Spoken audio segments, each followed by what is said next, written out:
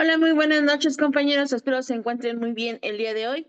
Mi nombre es Anaída, amiga y servidora, y en representación de Justicia, Tributo y Equidad, Asociación en Participación, les doy las gracias por acompañarnos en nuestra reunión del día de hoy. Pues hoy tenemos a un invitado muy especial. Él nos acompaña desde nuestro hermano país, el Perú. Él es el maestro Cristian Sánchez Pérez y nos hará el honor de hablar entre la libertad probatoria y el principio de legalidad, la evidencia digital en el Perú. Maestro, muy buenas noches. ¿Cómo están? Muy buenas noches con todos. Muy agradecido de poder participar con ustedes y sobre todo que pueda sobrellevarse un evento tan importante con ustedes y muy feliz de estar aquí. Al contrario, maestro, el gusto, el placer, el honor es para nosotros. Muchísimas gracias por haber aceptado nuestra invitación para compartir su tiempo, conocimiento y sobre todo su experiencia con nuestra comunidad. Si me permite, antes de dar inicio, porque bueno, sabemos que está una hora más adelante que nosotros para aprovechar lo más que se pueda el tiempo de tenerlo aquí con nosotros, voy a dar lectura a una breve semblanza acerca de su amplia trayectoria. Compañeros, permítanme comentarles que nuestro invitado del día de hoy es magíster en Derecho Público con mención en Derecho Constitucional por la Universidad de Piura del Perú. Cuenta con un título de especialista por la Universidad Pontificia Universidad Católica del Perú. También cuenta con un título de especialista en Derechos Humanos por la Universidad Castilla de la Mancha en España. Es egresado de la carrera de Cibercrimen y Evidencia Digital de la Universidad de Buenos Aires. Es investigador y docente universitario. Además, también es gerente general del estudio jurídico CDFU SRL en Cajamarca, Perú. Solo por mencionar algo del amplio y vasto currículum de nuestro invitado del día de hoy. Por favor, compañeros, los invito a que mantengan encendida su cámara para acompañar a nuestro invitado, micrófonos silenciados para evitar interrupciones, dudas, comentarios y preguntas. Agradeceremos que nos las hagan llegar por medio del chat o ya sea levantando su manita virtual para hacer uso de la voz. Maestro, una vez más, un placer y un honor tenerlo con nosotros el día de hoy. Bienvenido, damos inicio. Muy bien, muchas gracias. Antes que nada, me gustaría si por favor podrían indicarme el tiempo que han establecido para poder disertar esta pequeña exposición.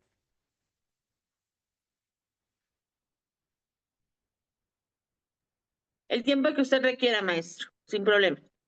Bueno, en ese caso, yo les voy a pedir que puedan darme la confirmación de que están visualizando las diapositivas con la finalidad de poder dar inicio. Ya se visualiza el maestro. ¿Sí? De manera adecuada, entonces. Muy bien, muchas gracias a todos. Un saludo cordial desde Perú, como hace un momento anticipaba.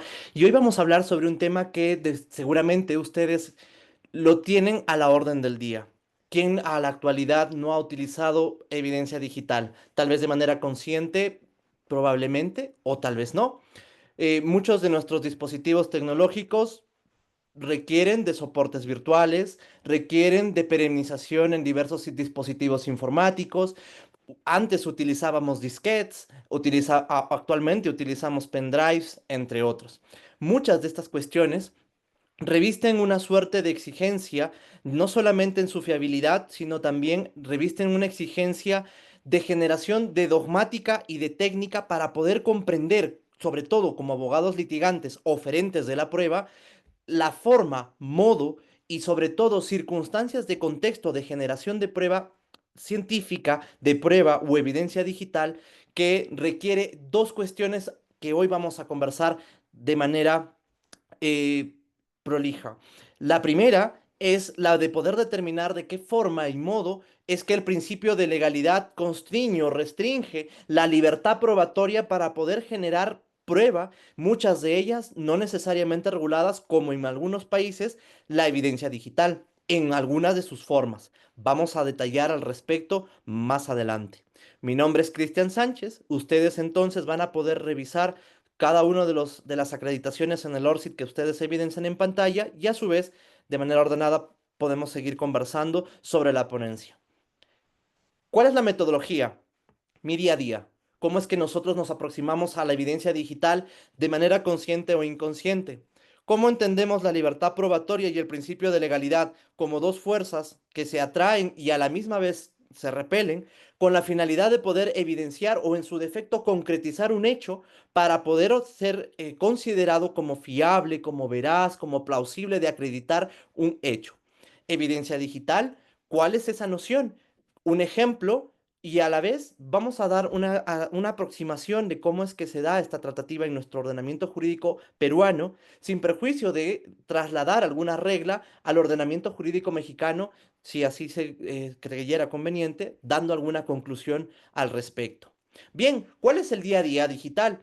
Pues ya hemos visto, por ejemplo, aquí en Perú existen bancos y llamadas reiteradas en las que nos ofrecen diversas promociones, diversas situaciones en las que podemos evidenciar un contacto con personas que están detrás de un auricular y no necesariamente conocemos su identidad. No sabemos si son generados, por ejemplo, por bots, no sabemos necesariamente si estas personas tienen o no un consentimiento que necesariamente pueda generar el manejo de nuestra información personal.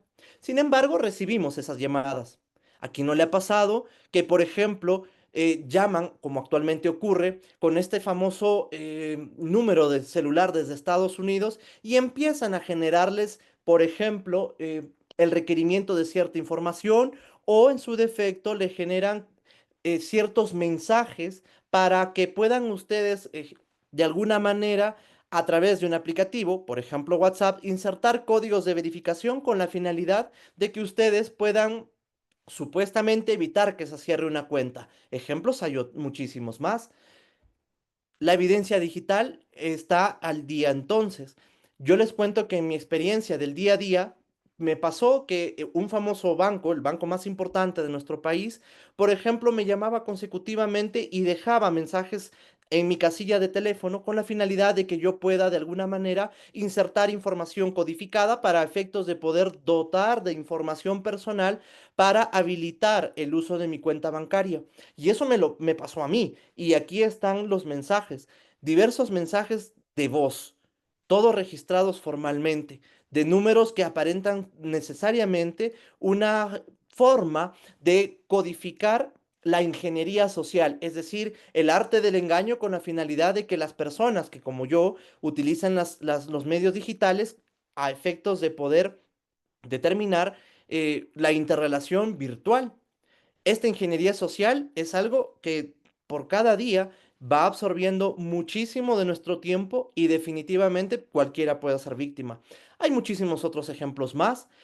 Por ejemplo, hay situaciones en las que nosotros queremos acreditar diversas circunstancias a través de correo electrónico. Existen circunstancias en las que, por ejemplo, a través nuevamente de la ingeniería social, requieren o nos mandan mensajes con la finalidad de recoger ciertos paquetes que nunca hemos dejado, pero que de alguna manera pretenden realizar la verificación a través del ingreso del usuario en un URL. Ese tipo de prácticas diariamente ocurren. Ahora, es muy importante que tomemos en cuenta, por ejemplo, algunas otras experiencias. Hemos sido, creo que la gran mayoría de nosotros debe haber visto lo que pasó en Argentina con respecto a una transmisión en vivo en el que lamentablemente, pues, tres señoritas fueron lamentablemente asesinadas por una persona y se transmitió vía redes sociales, en este caso Instagram. En igual sentido, hemos visto muchísimos casos, sobre todo en el margen de la Interpol y sobre todo en Europol, en el que utilizan, por ejemplo, ransomware con la finalidad de poder insertar virus para realizar investigación penal en el ámbito de los crímenes más severos que puedan existir, sobre todo como por ejemplo en el MASI, en material de abuso sexual infantil. Y pueden ustedes buscar, por ejemplo, el caso Playpen, que es uno de los casos más importantes acontecidos en Estados Unidos y que ha despertado muchísima, muchísima jurisprudencia y que hoy por hoy incide e implica que los abogados como nosotros necesariamente estemos a la vanguardia en evidencia digital y, lógicamente, incluso en la forma de cómo confrontarla. Ese es entonces nuestro día a día digital.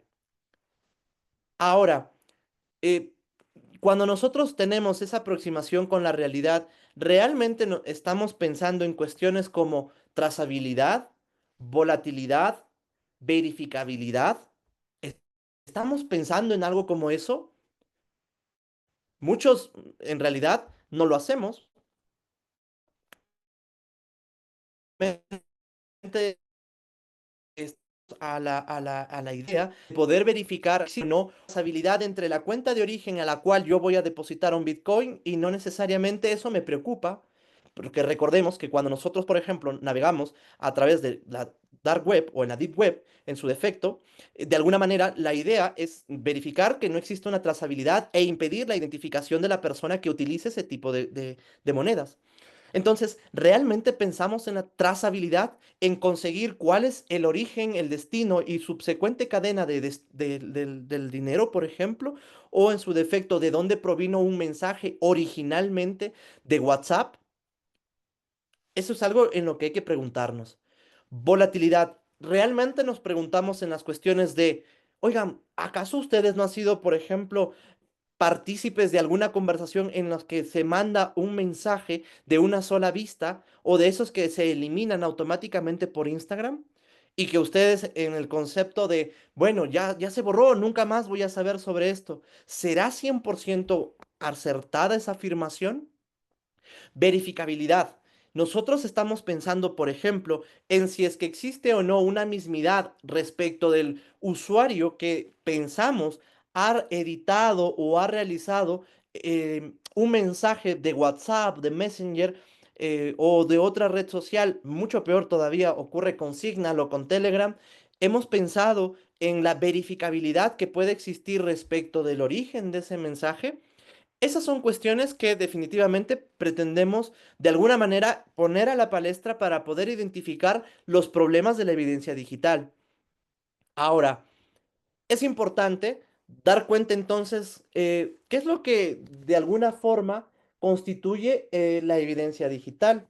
Pues fíjense, de acuerdo a lo que se ha establecido por el Departamento, por el Instituto Nacional de Estándar y Tecnología de los Estados Unidos, por sus siglas, el NIST, establece que la evidencia digital al menos están determinadas o catalogadas en cuatro tipos específicos: los medios físicos, las imágenes o archivos digitales, otros objetos digitales y evidencia generada por el Estado, como la que les relataba, el uso de ransomware para lo que es la investigación criminal.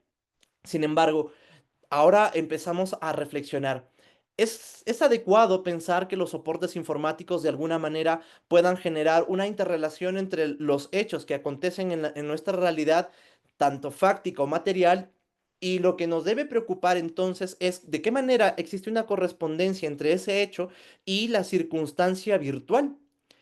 Esa circunstancia virtual es lo que actualmente, de alguna forma, en muchos de nuestros países han pretendido resolverla con constancias notariales. Sé que también existen, y aquí en Perú se acaba de aprobar hace unos meses atrás, el fedatario informático, entre otros. Sin embargo, muchas de estas actividades de evidencia digital no necesariamente están previstas en la ley. Pero ¿qué es lo que ocurre? Que cuando nosotros hablamos del proceso, existe la determinación objetiva o la interrelación objetiva de la prueba en los hechos. Y en realidad una sentencia puede ser expedida específicamente cuando los hechos guardan una correspondencia, en el caso específico, con una evidencia digital, cuyo objeto debe tener una correspondencia adicional con ciertos elementos que la circunscriban para hablar de una formalidad y para hablar de un fondo como tal.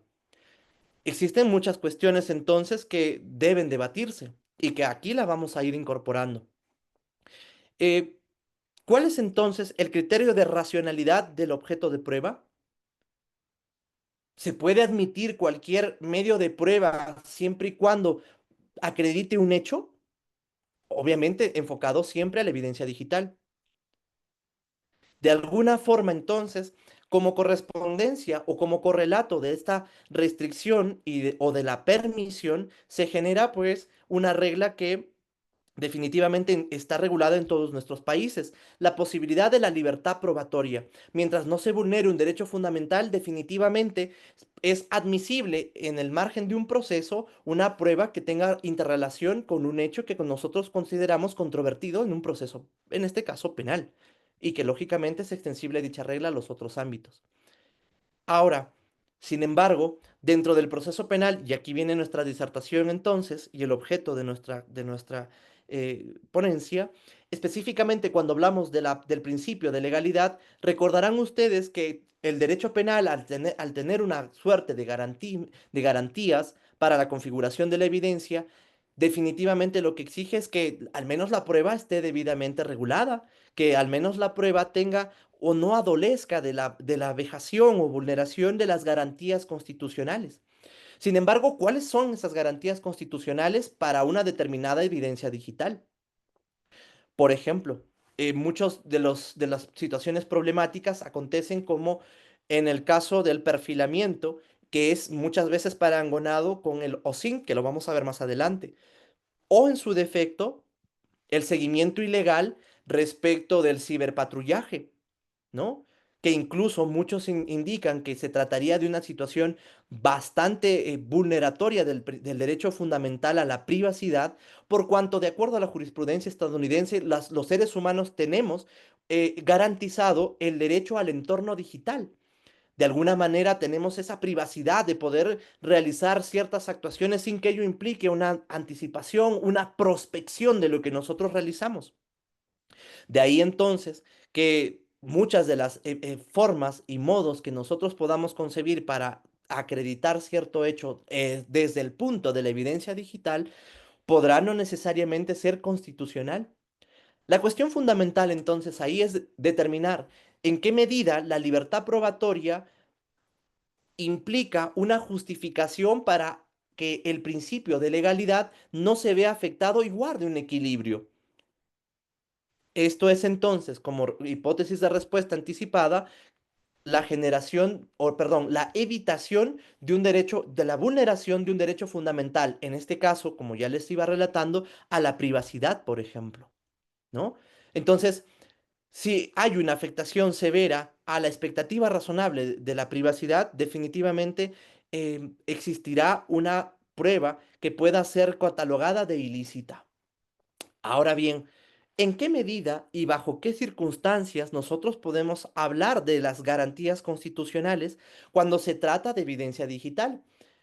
Esa es una pregunta que realmente requiere de el siguiente cuadro para poder ser respondida. Nosotros siempre tenemos los hechos y hay una correspondencia con la fuente de prueba. Hay un principio de legalidad y un principio de libertad probatoria que trata de delimitar el contenido de dicha fuente de prueba para que definitivamente los hechos puedan de alguna manera ser insertados de manera adecuada con los medios de prueba que prevé la ley. Pero ¿qué pasa si no están previstos?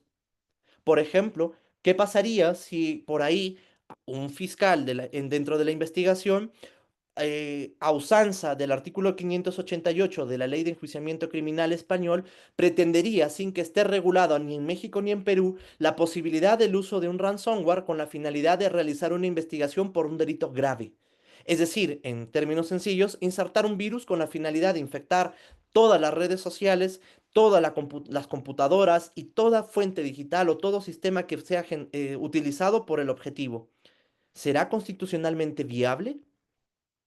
Imaginemos algo un poco tal vez más plausible. Eh, Imaginemos, por ejemplo, lo que ha ocurrido en Perú en el recurso de nulidad 11-2024, en el que de alguna manera la Corte Suprema peruana ha indicado que el margen de fiabilidad de la evidencia digital, tras corresponderse como una suerte de indicio, responde a la coherencia y sobre todo al contexto que describa de manera precedente, concomitante y posterior el íter delictivo. ¿Será suficiente acreditar con una captura de pantalla? ¿O es que acaso podríamos determinar que existen programas que incidan en su generación, ¿no? Hoy uno puede crear chats o conversaciones de WhatsApp a través del uso de Gemini y definitivamente simular un contexto de conversación e incriminar a una persona. Justamente la teoría o la base dogmática del principio de legalidad es que evitemos ese tipo de circunstancias con la finalidad de que la libertad probatoria no absorba de manera absoluta todos y cada uno de las garantías y sobre todo la, la funcionalidad que debe cumplir el principio de contradictorio. Eso es algo muy importante. Ahora, cuando nosotros hablamos de evidencia digital, estamos prácticamente acostumbrados a que exista una suerte de libertad probatoria. He visto en muchísimos casos en los que, por ejemplo, un fiscal o un representante fiscal, como lo hace aquí en Perú, hace una constatación de todos y cada uno eh, de las capturas de pantalla e inserta su firma de manera irreflexiva y encima fija diligencias que son denominadas diligencia de cotejo de captura de pantalla. ¿Será fiable ese tipo de actuación? ¿Estaremos cumpliendo con los estándares más elevados para poder determinar la existencia de una evidencia digital? Esas preguntas es lo que nosotros tenemos que ir realizando para garantizar los términos de fiabilidad de la evidencia digital desde un punto de vista científico. Vamos a ver unos ejemplos.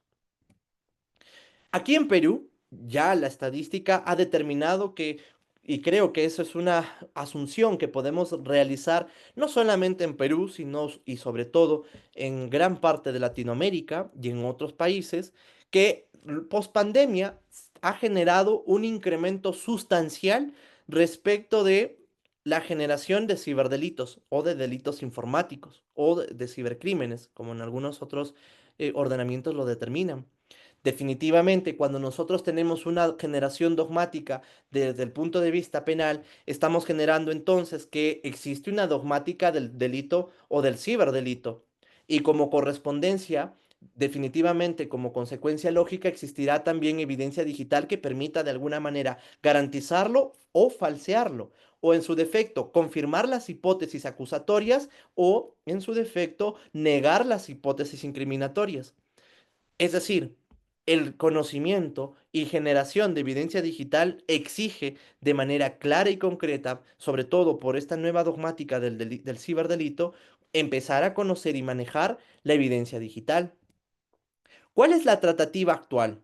Yo tengo conocimiento que en México, por ejemplo, existe la ley de enjuiciamiento familiar y de alguna manera ya se pretende ir regulando la evidencia digital en este ámbito, ¿no? Sin embargo, por ejemplo, aquí en Perú existe aún un vacío normativo, una inconvencionalidad por omisión, en el sentido en el que luego de que el Perú y muchos otros países ya ratificaran el convenio de Budapest con la finalidad de poder combatir la ciberdelincuencia, estamos en la obligación de poder generar definitivamente mecanismos para poder garantizar el o combatir los ciberdelitos.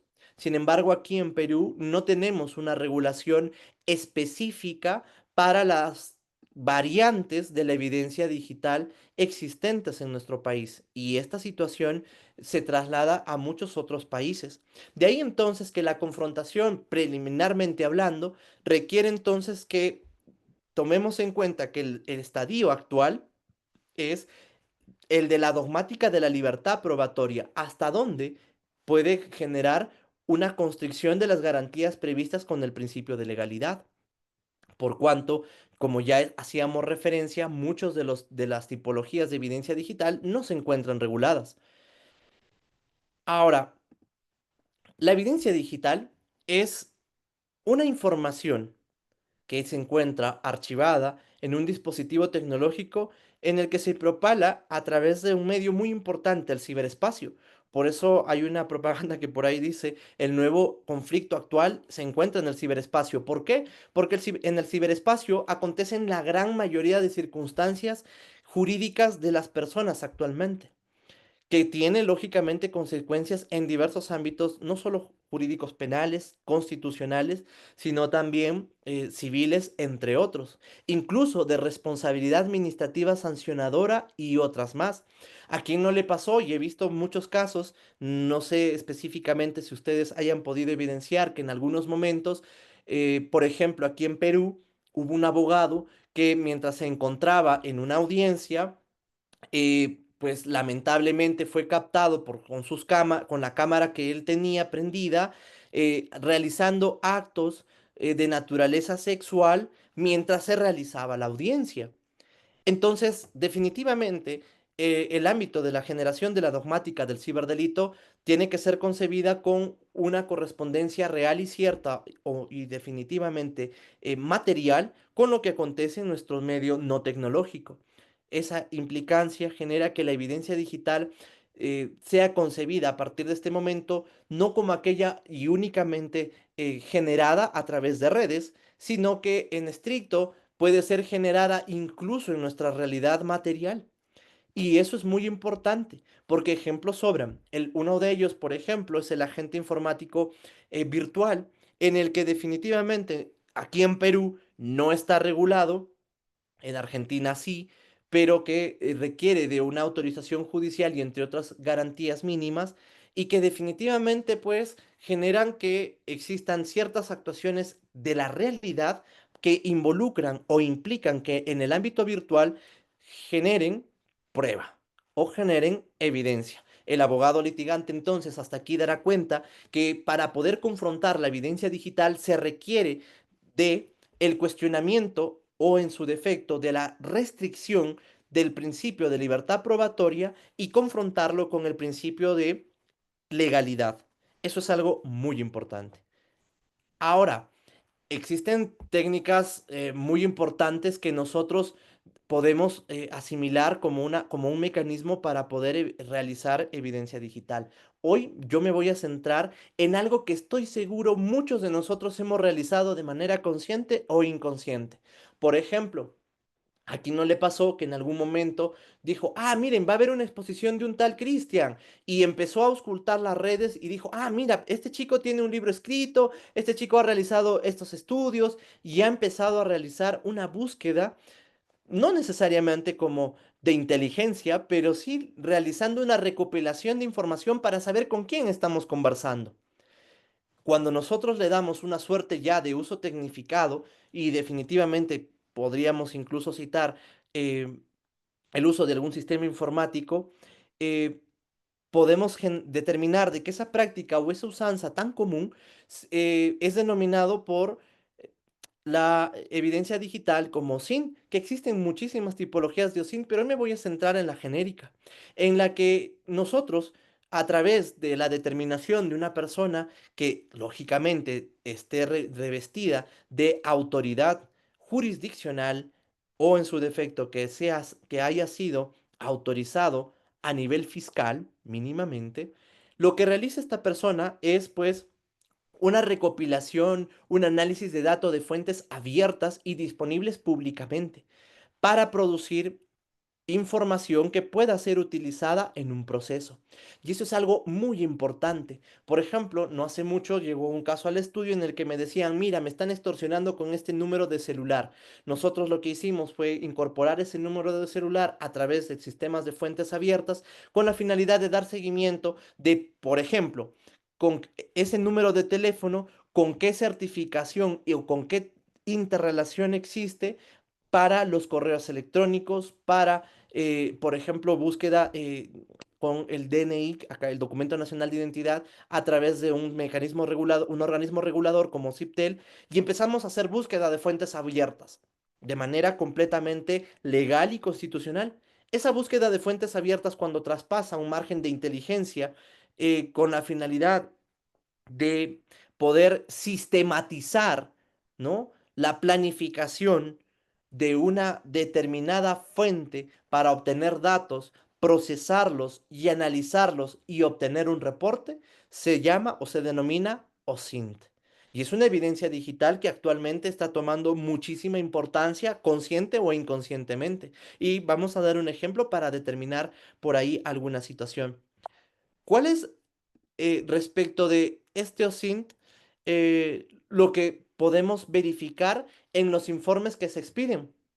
Pues podemos obtener las redes en fuentes abiertas de los nombres reales, Twitter, Facebook, perfil de Facebook, buscadores. Recuerden, por ejemplo, que en los perfiles de Facebook lo que existía y aún perdura es la interrelación familiar, ¿no? Uno puede colocar, ah, ya, esta fulanita es mi prima, este fulano es mi tío, mi papá, mamá, etcétera. Y nosotros mismos damos información, información que es importantísima porque actualmente prácticamente nosotros vivimos en el sistema en el que la privacidad prácticamente ya no existe.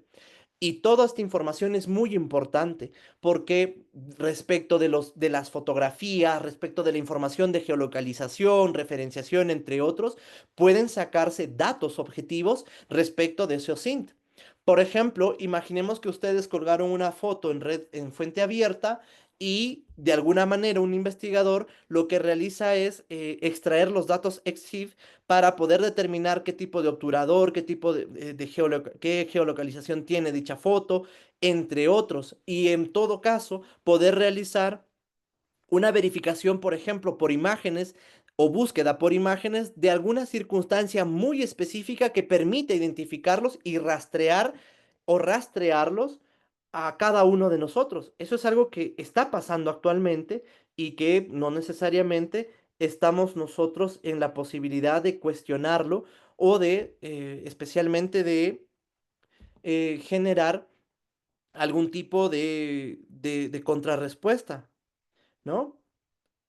Ahora, hay muchísimas situaciones que pueden generarse con esto. Y yo quisiera dejarles aquí anotado, hasta aquí, una miniserie que a mí me encantó porque es un ejemplo muy, muy interesante de cómo realizar OSINT sin que necesariamente pueda existir un manejo de inteligencia o perfilamiento de por medio.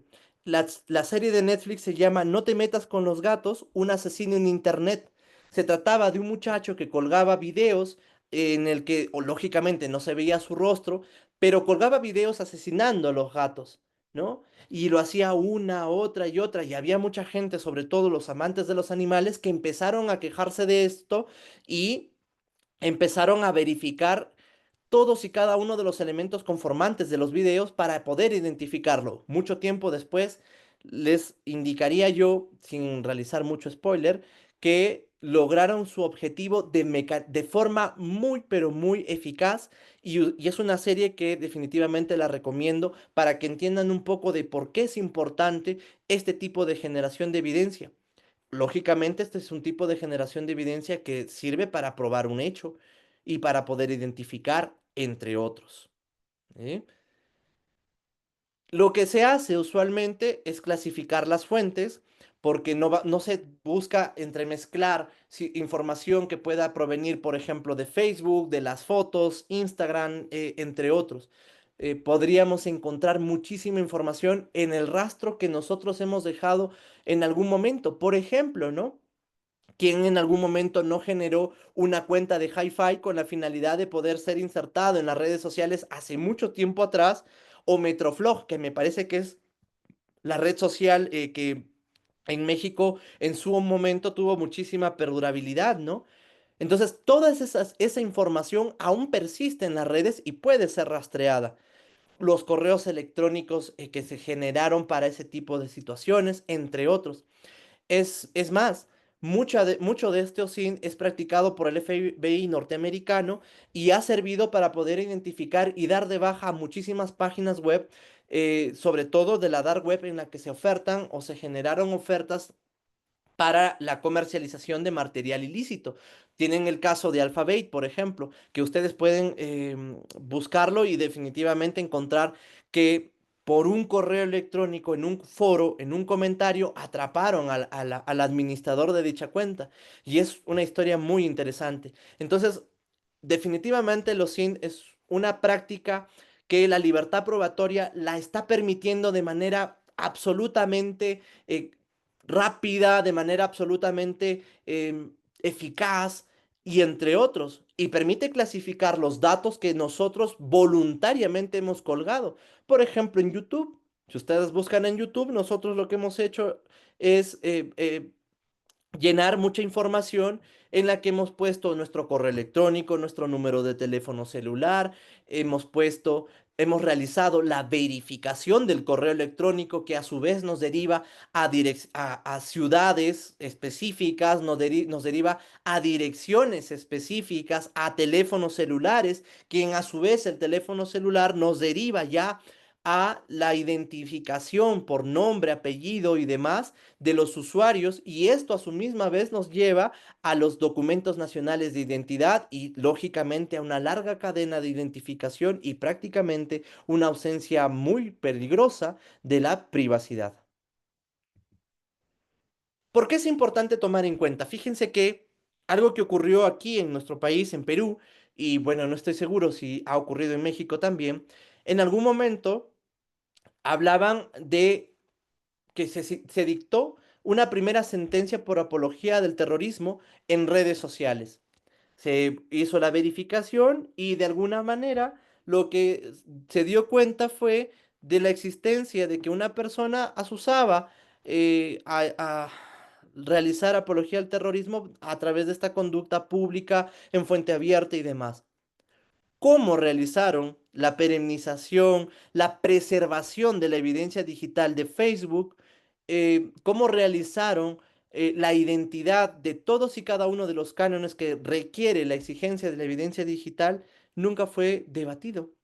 Puede ser causal de revisión. Sin embargo, de alguna manera, lo que pretendo indicar es que muchas de las conductas que nosotros realizamos en redes sociales y que de alguna manera revisten de una determinación o en su defecto de un control jurisdiccional o de un control policial a través ya sea de ciberpatrullaje, definitivamente está generando consecuencias graves, porque podríamos ser víctimas de una usurpación de identidad y hasta desacreditar la mismidad o la trazabilidad de la información o o el origen de dicha información, definitivamente va a generar un costo muy alto para las personas. Más aún si tomamos en cuenta la, la exigencia que realiza o que reviste la configuración de la evidencia digital en sí misma.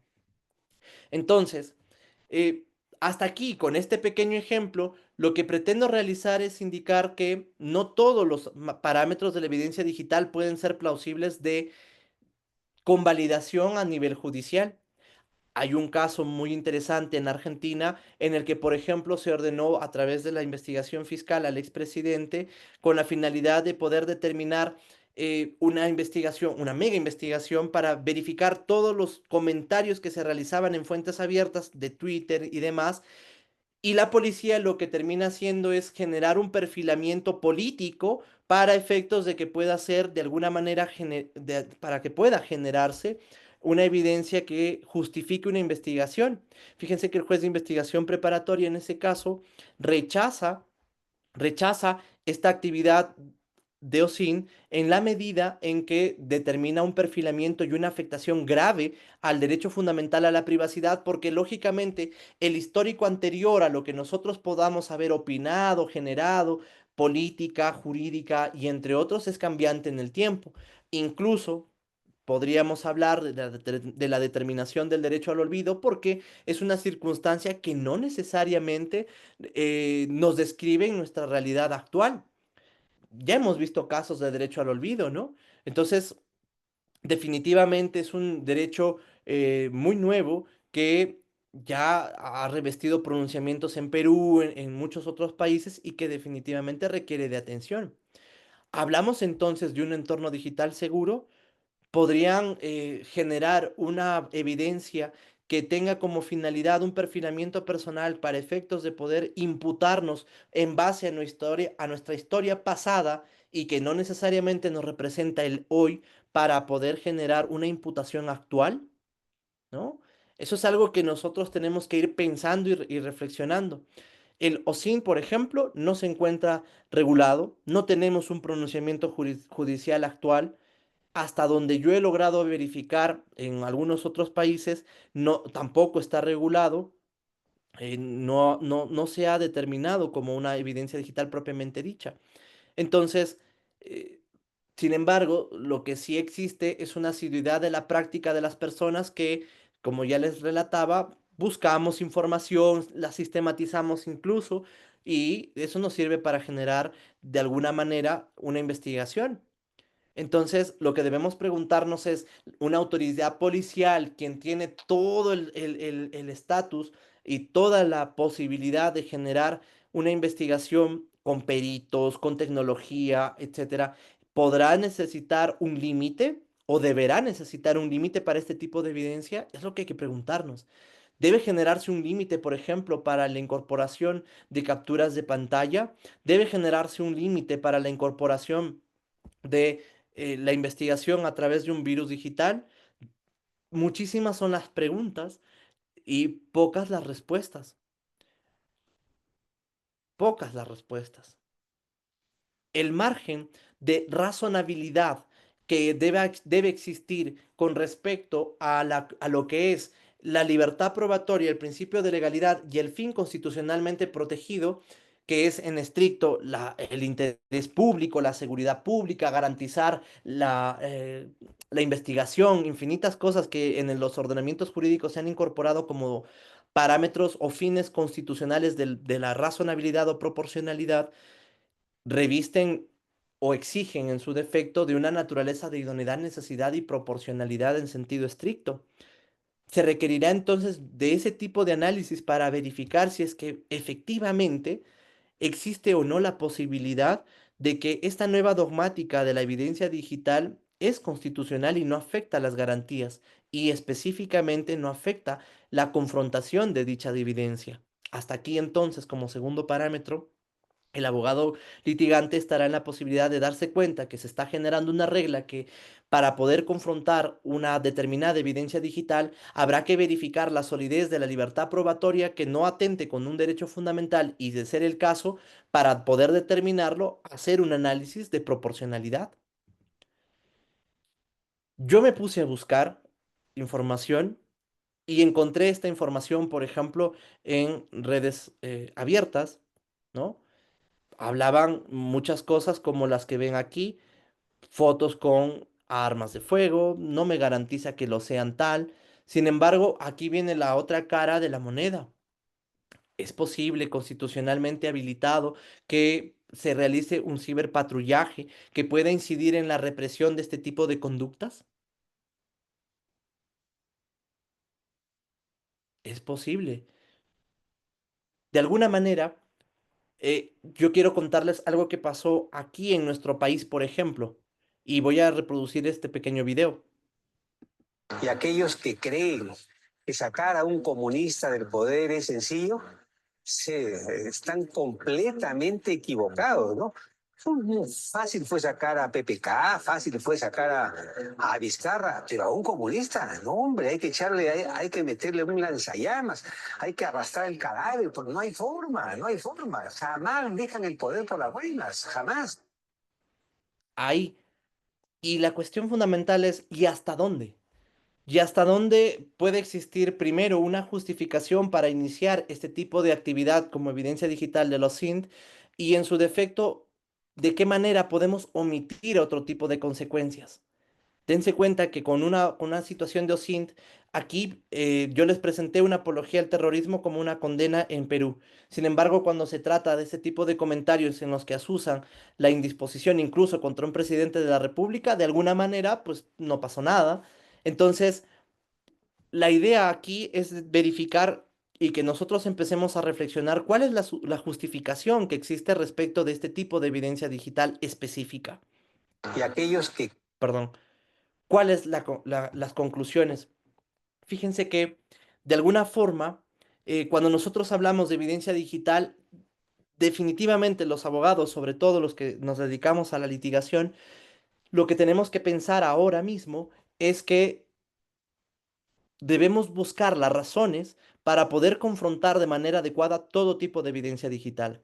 Segundo, la evidencia digital ya está en la usanza diaria de todos y cada uno de nosotros. Debemos de verificar cuáles son esos estándares de mismidad, de trazabilidad, de originalidad, de captación o en su defecto de análisis e identificación, ¿no? Para poder determinar su margen de fiabilidad. Revisar los estándares NIST son los que de alguna manera nos permiten generar situaciones en las que podemos completar el sentido de la evidencia digital a través de este análisis de razonabilidad. Cuando nosotros hablamos de que la evidencia digital está entre ambos principios, de alguna manera, lo que estamos diciendo es que la balanza en la que se encuentra el peso de ambos principios deberá de inclinarse de alguna manera atendiendo a las razones de confrontación que nosotros como generadores de jurisprudencia, ya sea como jueces, como fiscales, como abogados defensores, entendemos la dogmática de la evidencia digital y, por qué no decirlo, de la prueba en específico y el parámetro en el que esta libertad probatoria debe ser circunscrita por las garantías mínimas del derecho de defensa, del derecho a la confrontación, de un juicio justo, de un juicio justo. Sobre todo porque ya existen diversas investigaciones en las que se aceptan que existe un altísimo grado de manipulación de la evidencia digital y no necesariamente nosotros como operadores vamos a poder dar cuenta de esa situación. De ahí que en diversas jurisprudencias, sobre todo en la Corte estadounidense, se establecen reglas respecto de, por ejemplo, evidencia digital de capturas de pantalla, en las que generan reglas inicialmente indicando que tiene un alto margen de manipulación y hay que saber interpretar y sobre todo valorar la evidencia proveniente, por ejemplo, de capturas de pantalla. El contexto no lo es todo, genera otra regla e indica que puede darse un parámetro de fiabilidad en la medida en que un testigo o un perito pueda realizar o determinar la aseveración que de alguna manera se genere en este tipo de evidencia digital, por ejemplo. También ha indicado que para poder confrontarla, pues mínimamente, y esto es algo que definitivamente podría generar un debate amplísimo esta noche, y por qué no decirlo, en las subsiguientes determinaciones o exposiciones, que incluso llegan a indicar que hay una suerte de traslado de la carga de la prueba cuando se trata de evidencia digital, en la medida en que si la persona que es investigada perdón, en la medida en que la persona que es agraviada ofrece un determinado medio de prueba, pues quien desea confrontarla debe generar la contradicción inmanentemente como una suerte de traslado de la carga de la prueba. Entonces, eso es algo interesantísimo por cuanto es claro que la carga de la prueba, sobre todo en el ámbito procesal penal, pues la tiene el Ministerio Público. Entonces, mucho cuidado en la forma y modo en que nosotros vamos gestionando la evidencia digital, porque esta guerra que surte de la libertad probatoria y el principio de legalidad no solamente está dejando muchos muertos y heridos, sino que está cambiando y generando nueva dogmática y nueva técnica. Entonces, sobre esos puntos, ¿qué es lo que se considera? Que definitivamente la evidencia digital se está analizando bajo los principios probatorios clásicos, pero desde un punto de vista prospectivo que nosotros tenemos que tomar atención, mucha especial atención a las garantías constitucionales y a cada una de las singularidades que ofrece cada una de las tipologías de evidencia digital. No toda evidencia digital puede o está permitida, e incluso dentro de la libertad probatoria. Eso es algo que debemos de reflexionar. Ahora, ¿la ausencia de regulación invalida su utilización? Consideramos que definitivamente no, porque van a existir situaciones como las que les he ido relatando, como el OSINT, en el que si bien no se ofrece como informe pericial todo el resultado, pues en el camino nosotros vamos a poder obtener información. Ahora, ¿cómo el abogado va a poder confrontar eso? Esa es la guerra sin cuartel que definitivamente hay que tomar muy en cuenta. Y de ahí que es muy importante, y esto es algo que debemos empezar a debatir e incorporar muchísimo, es la generación de dogmática respecto del derecho a la privacidad y el entendimiento de evidencia digital con los criterios de admisión, actuación y valoración. porque debemos concientizar muchísimo cuando como abogados litigantes pretendemos confrontar una evidencia digital mínimamente en todas las reglas en las que he revisado, sobre todo en la determinación de la Corte Suprema norteamericana, pasa por un principio básico. Si pretendes cuestionar la prueba o evidencia digital, en este caso, por ejemplo, para aterrizar en algo, de capturas de pantalla, mínimamente no las aceptes. Porque si haces una declaración o un elemento de corroboración periférica, definitivamente vas a dar viabilidad a esa situación.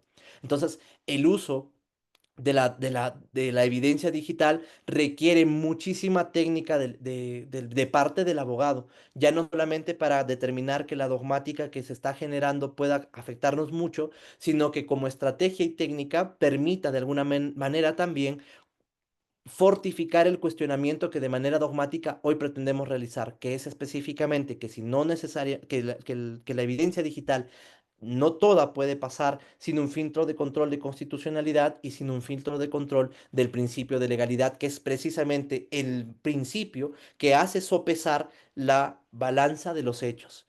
Y esa confrontación en un margen de razonabilidad es la que el abogado debe siempre estar preocupado en realizar. Yo considero que hasta aquí esta pequeña disertación podría concluir, no sin antes agradecerles y decirles a todos ustedes que podemos continuar conversando y si hay alguna cuestión por responder, pues encantado.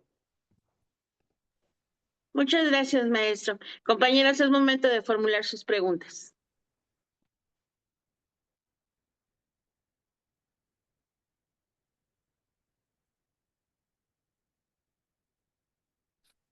Buenas ¿No noches, tenemos dudas, doctor. compañeros? Adelante, Buenas compañero. noches, doctor. Buenas noches, doctor Cristian. Hola, buenas noches.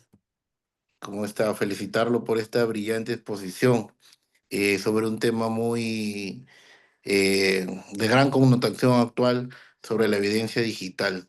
Lo he escuchado atentamente toda la exposición y bueno, sí, es cierto, ¿no? Tenemos ahí una pequeña problemática, sobre todo para los operadores jurisdiccionales tradicionales.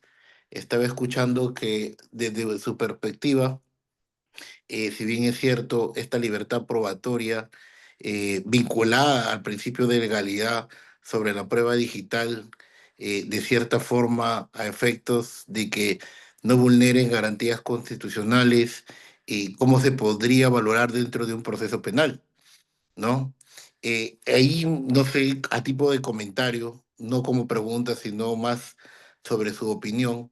eh, Entiendo yo que para poder ingresarla, primero para poder aportarla, actuarla y valorarla en un juicio penal, deberíamos sopesar cuál es el tipo, no, si bien es cierto, usted nos señala que existen diferentes tipologías de pruebas digitales, ¿no?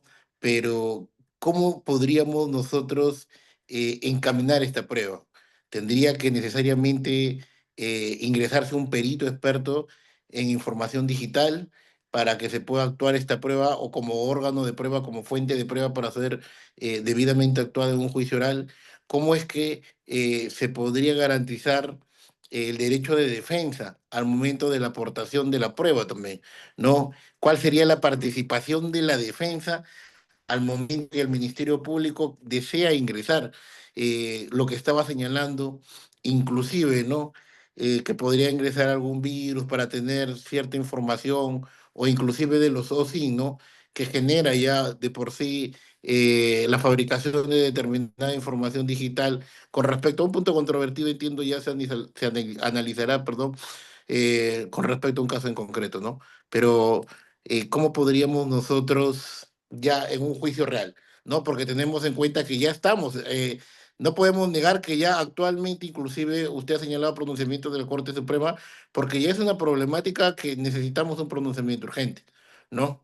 Entonces, ¿cómo es que la defensa o el derecho de defensa del investigado o de los investigados podría controlar esa prueba digital que de cierta forma no está regulada, no se termina por regular idóneamente? Pero lo cierto es que ya los operadores jurisdiccionales de nuestro país vienen aplicando, ¿no? Muchas gracias, estimado doctor, y felicitarlo nuevamente por su gran ponencia. Muchas gracias. Gracias, gracias. Es una pregunta interesantísima que yo me la vengo realizando y tratando de responder diariamente. El control y la presentación de la evidencia digital requiere de ciertos estándares y esos estándares están previstos en los ISO, por ejemplo, están previstos en los manuales aquí en Perú del año 2024 y un dato adicional muy importante en que también es relevante que puedan tenerlo, sobre todo los abogados peruanos hasta este momento, por favor, que es la directiva que ha sacado Ministerio Público para lo que es el instructivo de generación y obtención, por ejemplo, de valor hash y documentos de archivos digitales. Esto es muy importante porque damos cuenta de que las razones que están realizándose aquí en Perú es la de poder priorizar el principio de legalidad a través de las directivas. ¿Qué quiero decir entonces? Por ejemplo, un tema muy usual es que se conversen o se realicen determinada generación de evidencia a través de las páginas de Facebook, Instagram, etcétera. Y los abogados lo que tenemos que exigir, por ejemplo, es el respeto a lo que se denomina la preservación de evidencia digital y a la obtención legal y constitucional de esa evidencia digital.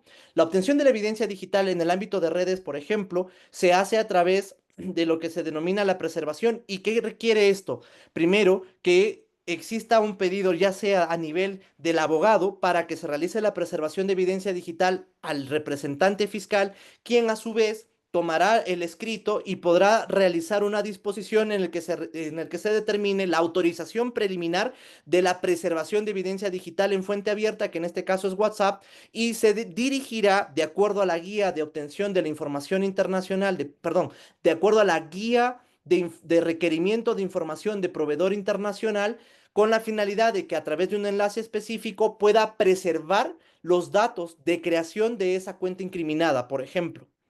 Entonces, el abogado lo que tiene que verificar sobre evidencia digital ya no va a ser la captura, por ejemplo, del Messenger suscitado en Facebook. Lo que va a hacer es verificar que existe una preservación de evidencia digital a través de la obtención. Entonces, esa preservación reviste de ciertos conductos. ¿Por qué? Porque la preservación, por ejemplo, tiene un plazo de 90 días. Luego de eso, lo que hace el representante fiscal es la incorporación perdón, la solicitud de levantamiento de comunicaciones y en base a su fundabilidad poder remitir esta resolución de levantamiento de comunicaciones a la misma red de Facebook para que con la finalidad pueda remitirnos la información. Se preguntarán, ¿qué información? Muy sencilla, el IP, los usuarios, correos, domicilios, verificaciones, interrelaciones, etcétera. Algo que no llega, por ejemplo, en la preservación digital es o son los datos de contenido. Yo he tratado de verificar jurisprudencia norteamericana sobre ese punto y no he encontrado alguna jurisprudencia que relate específicamente que un proveedor internacional ponga a conocimiento de una autoridad judicial el margen de contenido que tiene una evidencia digital. Entonces, como primer punto para dar una respuesta de una admisión correcta de evidencia digital, preservación de evidencia digital. Un segundo punto, que también es algo que debemos resolver urgentemente, y eso está previsto en la directiva que, por ejemplo, aquí Perú sacó en febrero de este año, en el que indican, ¿no? Para cuando se trata de evidencia digital, debe realizarse un hash. El código hash es un código algorítmico que lo que busca es asegurar la mismidad, identidad de la evidencia digital con la finalidad de que lo que nosotros tenemos en el soporte informático pueda tener un margen de fiabilidad respecto de la copia bit a bit que nosotros podamos como abogados contralores de evidencia digital revisar para que ésta pueda ser evaluada en cada uno de los términos en los que usualmente debiera generarse una eh, operatividad de esta evidencia digital. Un ejemplo, de todos los abogados que nos encontramos aquí, quién no ha recibido información, por ejemplo, de un levantamiento de secreto de comunicaciones que llega en un archivo Excel y que usualmente, y ustedes ya me lo dirán, alguno de ustedes preguntó, ¿usted realizó una copia bit a bit? ¿Usted realizó o verificó el que, por ejemplo, Telefónica del Perú haya realizado un código hash? ¿Verificó usted quién o quiénes realizaron ese código hash a través de qué programa? ¿Se preguntaron algo como eso? pese a que las resoluciones requieren, por ejemplo, presencialidad para la obtención de evidencia, ya sea del representante fiscal o policial, nosotros no hemos verificado necesariamente que esa cadena de custodia digital que preexiste a muchos de los informes policiales tengan esa mismidad, esa identidad, esa recolección adecuada o esa identificación adecuada. Entonces, si nosotros vamos a hablar sobre cómo controlar o confrontar como abogados estos aspectos, ahí tiene uno. El código hash cumple un rol importantísimo para la mismidad de la prueba. Hay jurisprudencia incluso, sobre todo en España, en el que se verifica que, por ejemplo, allá lo que hacen para manejar la evidencia digital cuando es ingente, es muy fuerte, muy grande, la manejan a través de las famosas nubes, ¿no? Entonces, de alguna manera lo que nosotros tenemos que identificar cuando como abogados vamos a proponer, por ejemplo, un perito, es que preexista un código hash que garantice la identificación de la evidencia digital, porque definitivamente en base a eso, la copia vid a vid, lo que nosotros vamos a verificar es si ese código hash corresponde o no al original, perdón. Definitivamente eso da un margen de confrontación para lo que es el derecho a confrontar la evidencia digital. Entonces son algunas pautas, no son reglas genéricas necesarias, pero que sí deben de empezar a despertar en nosotros la posibilidad de empezar a cuestionar y hacer referencia adecuada. Otro ejemplo, yo acabo de determinar en una pequeña investigación por publicación que, por ejemplo, la Corte norteamericana específicamente, fíjense, ahora no recuerdo qué estado en específico, pero es una regla general, establece respecto a las capturas de pantalla, por ejemplo, que para que pueda darle cierta credibilidad, cierta verosimilitud de los hechos, la parte agraviada debe de realizar la narración o el análisis, perdón, o la argumentación contextual para poder identificar las determinaciones o singularidades que dicha evidencia digital pretende demostrar, ¿no? Entonces, por ejemplo, imagínense que la parte agraviada dice, ¿no? Yo estuve chateando con él el día, no sé, pues el día de hoy a las 10 de la noche, 21 de octubre, 10 de la noche, estuve chateando con él y él empezó a mandarme material pornográfico, empezó a decirme mil cosas. Imaginemos que el abogado no sabe acerca de la preservación de evidencia digital o no tuvo conocimiento y solo presenta las capturas y hace un cotejo. Y esta resolución o este recurso de nulidad 11-2024 te dice, ¿no? Analiza el contexto. Pues del contexto se logra evidenciar. La agraviada dice, sí, el día tal, a tal hora, a través de este aplicativo, mira, acá está mi teléfono celular. Entonces, dos reglas se generaron en el derecho norteamericano y que se replican en el derecho español y que se replican en el derecho peruano, en este recurso de nulidad 11-2024. ¿Cuáles son esas dos reglas? Que la declaración coherente del agraviado puede permitir incorporar, por ejemplo, capturas de pantalla o evidencia digital. A su vez, esta regla es extensible para los peritos. Los peritos también pueden generar evidencia digital. Esas dos formas son completamente plausibles de realizar. La cuestión fundamental es entonces aquí preguntarse, y esto ya queda como un cuestionamiento para ustedes, es cómo confrontar, por ejemplo, este tipo de evidencia digital. La respuesta la he tratado de dar. Hay protocolos, existen exigencias específicas de estándar NIST, están previstas en los ISO. Recientemente, este año se ha hablado, por ejemplo, de la cadena de custodia virtual a través de una ISO. Entonces, ustedes pueden buscarla ahora mismo y eso nos genera un estándar de suficiencia mucho más alto, por cuanto recordarán que el proceso penal requiere específicamente de esos estándares. Y lógicamente los abogados tenemos que estar en la posibilidad de poder confrontar eso. Y usualmente lo que hace el abogado es contrainterrogar o lo que hace el abogado es ofertar peritos u ofertar medios de prueba que de manera correlativa puedan generar una falsabilidad de la valoración individual o de la valoración conjunta de la evidencia. Son cuestiones que sistemáticamente van a poder resolverse de acuerdo a un caso concreto, ¿no? Eso creo. Yo no sé si respondí todas las preguntas, pero de alguna forma espero haberlo hecho y si no, por favor, suplico me puedan indicar si omití alguna.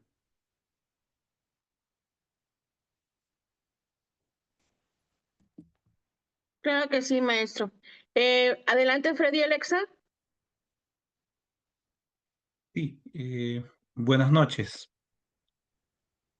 Hola, Doctor Freddy. Cristian, ¿cómo estás? ¿Qué tal? Qué gusto saludarlo. Felicitarlo por el gran caudal de información que ha buscado sintetizar. Me ha parecido inmensamente amplio y yo quiero darle un punto de vista más bien quizá un tanto casuístico, porque en nuestra práctica cotidiana la forma como hemos utilizado esta evidencia digital casi siempre ha sido, o viene siendo, porque casi todos tenemos ya a la mano un celular que graba, ¿no? Entonces, o bien grabamos subrepticiamente algún evento o las conversaciones de WhatsApp. Particularmente, por ejemplo, yo lo he ofrecido, sobre todo en temas de violencia familiar o violencia doméstica, y no he tenido todavía la oportunidad de que la contraparte refute y diga, oiga, esas capturas son falsas, así no ha sido el diálogo, ¿no? Que probablemente lo pudo haber hecho, pero como el tema es tan novedoso, probablemente pienso yo que en el cálculo de probabilidades la otra parte dijo, bueno, si yo digo que es mentira, me van a decir, trae tu celular para corroborar y sí se va a corroborar y voy a quedar mal. Lo que he podido ver, y acá va mi primera pregunta, doctor Cristian, es que en el ámbito civil se sugiere presentar una tacha contra la presentación de estas capturas de pantalla y que en caso que nosotros no presentásemos la tacha oportunamente, entonces ya no se podría posteriormente cuestionar la fiabilidad de este medio probatorio en la medida que dentro del plazo pertinente diríamos que sea consentido su carácter auténtico. Entonces, ese es un primer punto. Vea, hasta qué aspecto el hecho de tener que manejar conceptos tradicionales de cómo se cuestiona un medio probatorio podría generar de que se termine aceptando como válido algo que quizás en el fondo no lo sea. Eso por un lado. Por otro lado, tenemos en el ámbito penal el tema de la necesidad de, en primer lugar, hacer una valoración individual de la prueba y luego una valoración conjunta.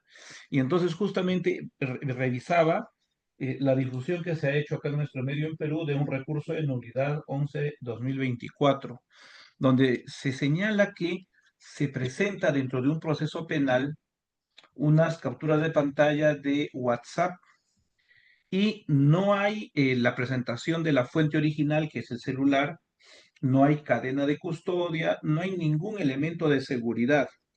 Y sin embargo, la Corte Suprema decide darle validez probatoria. ¿Pero con qué argumento? Con el argumento que cuando contrasta la información que tiene aquí de esta conversación a través de WhatsApp con otros medios de prueba, encuentra de que tiene coherencia, tiene armonía con los demás medios de prueba. Diríamos que es como una pieza de un rompecabezas que sí encaja. Y como sí encaja en el rompecabezas, entonces vale. Creo que aquí es un error, ¿no? Porque en primer lugar, si no tiene validez como medio de prueba individual, ya no correspondía llevarlo a formar parte de la valoración conjunta. Y acá la Corte Suprema lo hace al revés, ¿no es cierto? A partir de la valoración conjunta, termina dando validez a un medio de prueba en su aspecto como medio de prueba individual. Entonces, estos dos detalles, estimado doctor Cristian, quería consultarle dentro de lo que ustedes ponen. Muchas gracias. No, excelente, excelente, querido Freddy. Yo agradezco muchísimo y es un gusto volver a verte.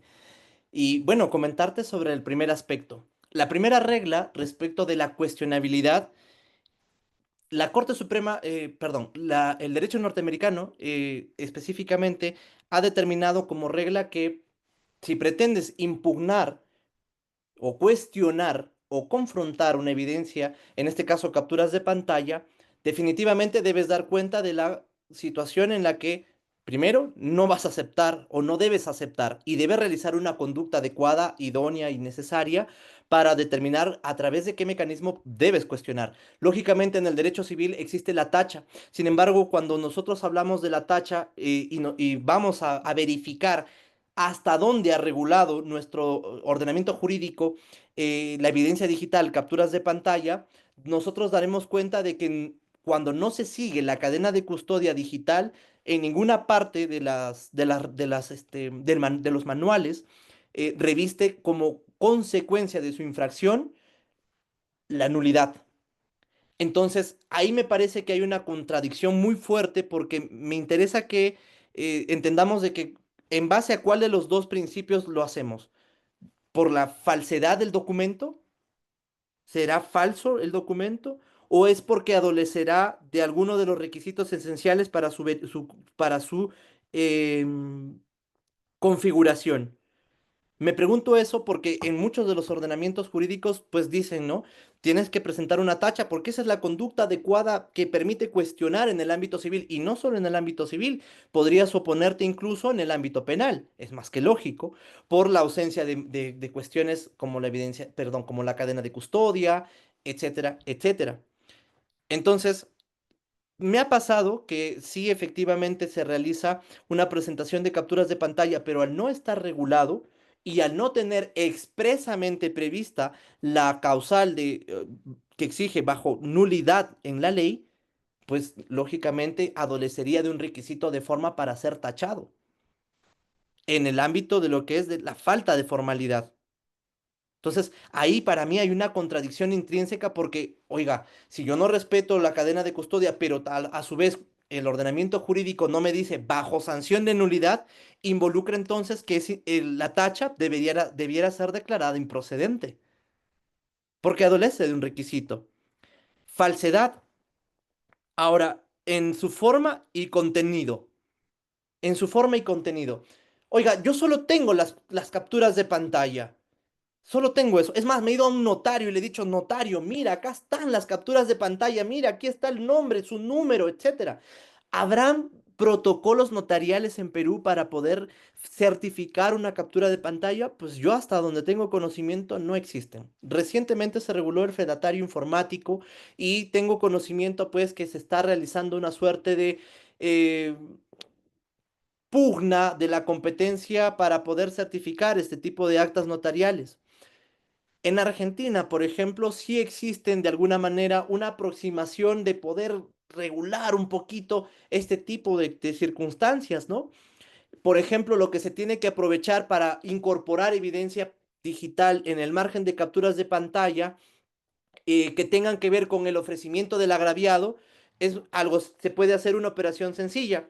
Ustedes pueden entrar a su WhatsApp ahora mismo, pueden entrar a la parte en la que ustedes ven como ajustes, entran luego a la parte de cuenta y luego ponen solicitar información de mi cuenta y cuando ustedes requieren ese informe o ese archivo que lo expide WhatsApp en el término de 4 días, ustedes pueden encontrar, por ejemplo, información que tenga que ver con su propio usuario, encuentran su foto de perfil, encuentran su correo electrónico si está validado o no, encuentran su propia IP, encuentran los contactos que ustedes tienen dentro de esta red social, encuentran los grupos que tienen esta red social. Entonces, si uno dice, yo nunca realicé, por ejemplo, este tipo de actividades, ¿no?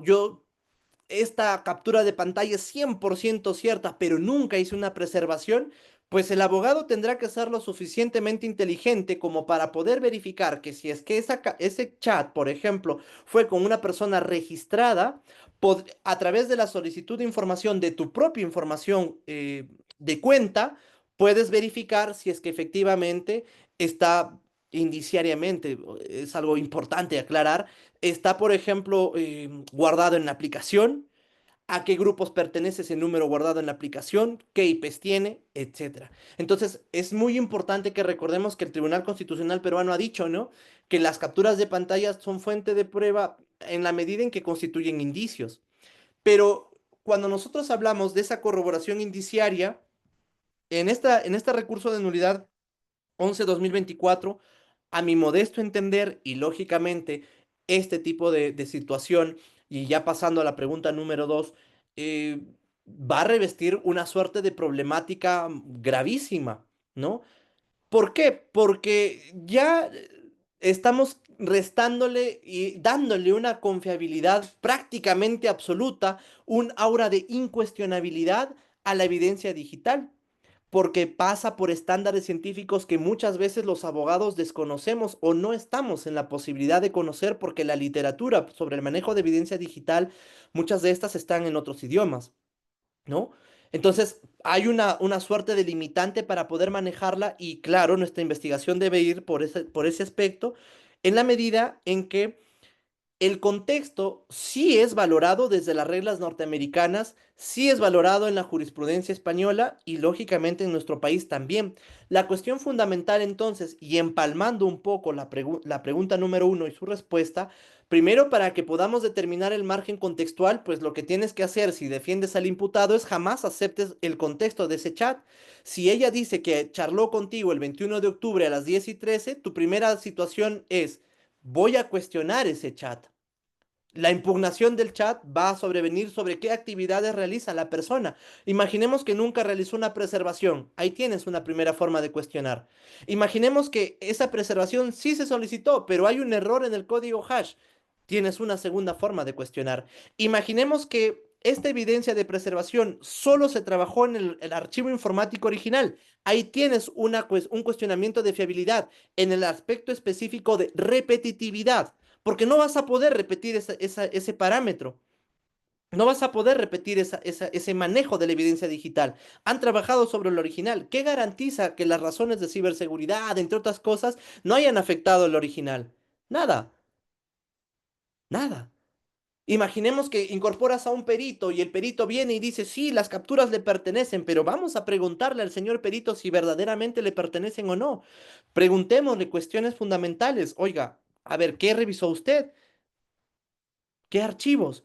¿Trabajó sobre el original? ¿Tiene un código hash? ¿Cuál fue ese código? ¿Presenció la obtención? ¿Presenció usted la identificación de esa evidencia digital? ¿Qué programas usó? En fin, hay muchísimas preguntas dentro de esa impugnación.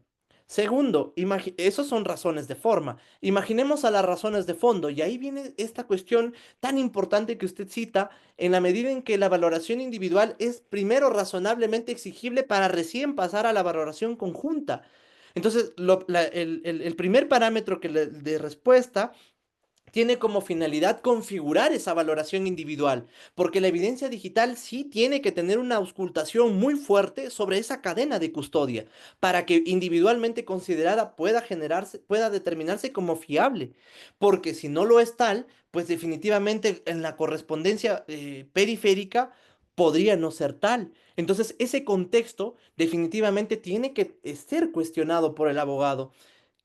¿Cómo cuestionar, por ejemplo, ese contexto de este recurso de nulidad 11-2024? Porque se trata, por ejemplo, ella en la Corte Suprema dice que ella le pidió disculpas a través de WhatsApp, luego de que pasó todos los hechos, etcétera, etcétera, ¿no?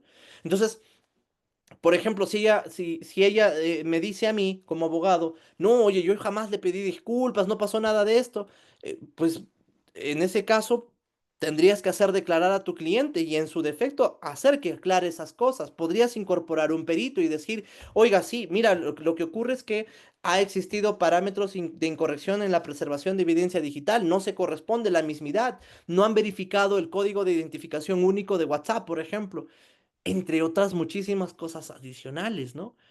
De fondo. Imaginemos que, por ejemplo, ella dice, sí, a tal hora estuvo conversando conmigo, pues definitivamente podrías incorporar un testigo que diga que esa misma hora no estuvo en ese lugar. O en su defecto, si quieres generar una prueba informática, decir, oiga, con el seguimiento GPS de mi teléfono celular que diariamente yo circulo, pues aquí está, mire, yo a esa hora y lugar me encontraba en este sitio y no donde ella dice, etcétera, etcétera, etcétera. Entonces, impugnación y jamás aceptación. Si es que vas a iniciar confrontando evidencia digital. Si das el primer atisbo de aceptación, como diríamos a la usanza, perdiste, porque ya va a generar una insinuación que, como ya les vengo diciendo, hay un peligro inminente en el cambio de la carga de la prueba penal. Oiga, si quiere usted cuestionarlo, pues pruébelo. O sea, ya no, nosotros tenemos que empezar a configurar el hecho de que, oiga, Ministerio Público con el tema de evidencia digital y a regañadientas mío, y seguramente de muchos de los que me escuchan, pues definitivamente está generando una relativización de esta carga de la prueba. Y lo que ha hecho es trasladarla, constitucionalmente o no, pero ya estamos dando razones para dar cuenta de que el abogado tiene que estar expedito en este tipo de cuestionamientos. Maestra, pues muchísimas gracias por esta excelente disertación. Ya no tenemos manitas levantadas, no tenemos preguntas en el chat. Agradecemos que haya contestado cada una de esas preguntas y esperamos poder contar nuevamente con su presencia. Le haremos llegar a la brevedad vía digital su reconocimiento por esta participación y esperamos entregársela muy pronto de manera personal. A nombre de Justicia, Tributo y Equidad, Asociación en Participación, le doy las gracias por habernos acompañado. No, muchísimas gracias a todos ustedes y yo quedo encantado con todos y cada uno de ustedes las preguntas y espero de alguna forma haber contribuido un poquito, dar un granito de lo que he ido investigando y por qué no en algún momento poder seguir conversando cuando ustedes así lo crean conveniente. Muchísimas gracias y un saludo muy afectuoso desde Cajamarca, Perú, para todos ustedes. Muchas gracias. Gracias, Muchísimas doctor. gracias, maestro. Saludos. Saludos, Cuídense Cristian, mucho. gracias. Descanse, maestro. Gracias. Cuídense. Igualmente, maestro, muchísimas gracias. A todos los compañeros que nos acompañaron en esta sesión, muchísimas gracias. El día de mañana tendremos sesión muy temprano a la 1 de la tarde y hablaremos acerca de aspectos de actualidad jurídica en relación con la violencia de género. Nos acompañará la doctora Ana Isabel Serrano Esteban, recuerden, en punto de la 1 de la tarde, y estaremos repartiendo el acceso por medio de las redes sociales y en nuestros grupos de WhatsApp. También recuerden que este jueves tenemos el inicio de este curso con el maestro Sergio Osorio. Recuerden, son 3 días de capacitación. Es el 23, permítanme, 23, 30 de octubre y 6 de noviembre en punto de las 7 de la noche. Son 6 horas de capacitación y ese taller se titula Taller de Litigación en la etapa de juicio oral penal. Son 6 horas de capacitación. Entregamos constancia de participación con valor curricular, grabación permanente de cada una de las clases y material que proporcione el maestro. La inversión de este curso es de 400 pesos. Ya adquirió un descuento. Pueden preguntar por él en los grupos de WhatsApp.